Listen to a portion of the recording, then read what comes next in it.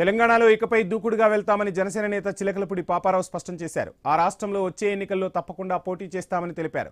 తెలంగాణలో సభను అడ్డుకున్నంత మాత్రాన జనసేన పార్టీని ప్రజల నుంచి దూరం చేయలేరంటున్న చిలకలపూడి పాపారావుతో మా ప్రతినిధి నాగేశ్వరరావు ఫేస్ టు ఫేస్.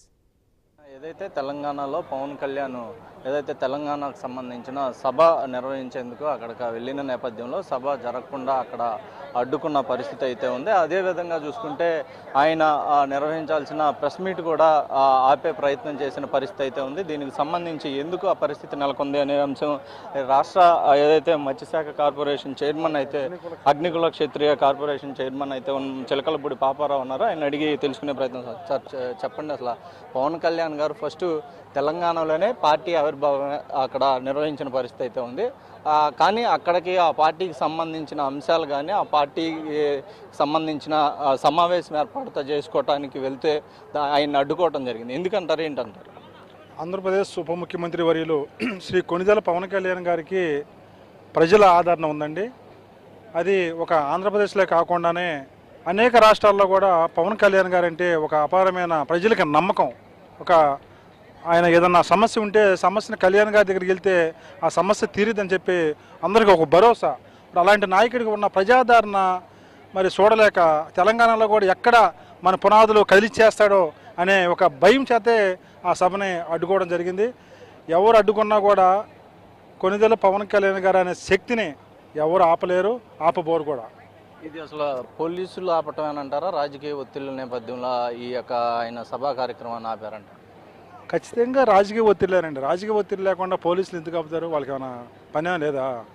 అక్కడ కొన్ని రాజకీయ పార్టీలు ఉన్నాయి. కాంగ్రెస్ పార్టీ ఉంది, బీఆర్ఎస్ ఉంది. వాళ్ళకి వెన్నులో వణుకు పడుతుంది. కళ్యాణ్ గారు ఇక్కడ కూడా తెలంగాణలో పాగా వేస్తారా?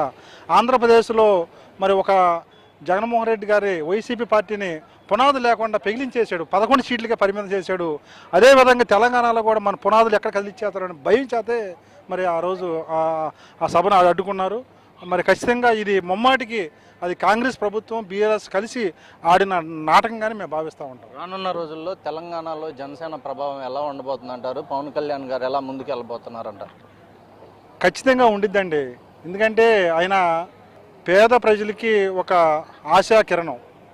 ఎక్కడ ప్రజలు సమస్యలు ఉంటాయో ప్రశ్నించే గొంతే మన ఆంధ్రప్రదేశ్ ఉప ముఖ్యమంత్రి వర్యులు శ్రీ కొణిదెల పవన్ కళ్యాణ్ గారు. ఖచ్చితంగా ప్రతి మనిషి కూడా, ప్రతి పేదవాడు కూడా కొణిదెల పవన్ కళ్యాణ్ గారు లాంటి నాయకుడు ఉండాలి, రావాలి. ఆంధ్రప్రదేశ్లో కాదు, తెలంగాణలో కూడా ఇలాంటి నాయకుడు ఉండాలని చెప్పి ఆల్రెడీ ప్రజలు కూడా ఒక నిర్ణయం తీసుకోవడం జరిగింది. ఖచ్చితంగా తెలంగాణలో కూడా పార్టీ బలోపేతం చేస్తారు. ఖచ్చితంగా ఏదైతే ఉందో అక్కడ బీఆర్ఎస్ కాంగ్రెస్ పునాదులు కదిలిపోతాయని చెప్పి కూడా సందర్భంగా తెలియజేస్తా ఉన్నాం. తెలంగాణలో జనసేన పార్టీ బలోపేతానికి సంబంధించి అక్కడ జన సైనికులు భయపడే అంశం ఉంటుందంటారా? దాన్ని పవన్ కళ్యాణ్ గారు ఎలా వాళ్ళకి ధైర్యం చెప్పే అవకాశం ఉందంటారు? ఏంటి అసలు జన సైనికులు అనేది భయపడే సైనికులు కాదండి. అసలు పార్టీ స్టార్టింగ్లోనే తక్కువ మందితోనే జనసేన పార్టీ స్థాపించినప్పుడే ఎన్ని ఒత్తిళ్ళు వచ్చినా కూడా మరి అప్పుడు ఆ రోజు వైఎస్ రాజశేఖర రెడ్డి గారు సీఎంగా ఉన్నప్పుడు ఎన్నో భయభ్రాంతికి గురి చేశారు. అయినా కూడా ఎవరు కూడా జన సైనికులు బెదరలేదు. జన సైనికులు అనేవాళ్ళు ఎవరు కూడా భయపడే సైనికులు కాదు. ఒక పటిష్టంగా ఒక సంకల్పంతో ముందుకెళ్తారు. కళ్యాణ్ గారిని అడుగుజాడల్లో ఆయన స్ఫూర్తిగా తీసుకుని మరింత పోరాట పటిమ చేస్తారే కానీ వెనకడిగేసే పరిస్థితికి అయితే ఏముండదు. ఇది మొత్తంగా చూసుకుంటే ఏదైతే తెలంగాణలో జనసేన పార్టీ బలోపేతం దశగానే ముందుకు వెళ్తుంది.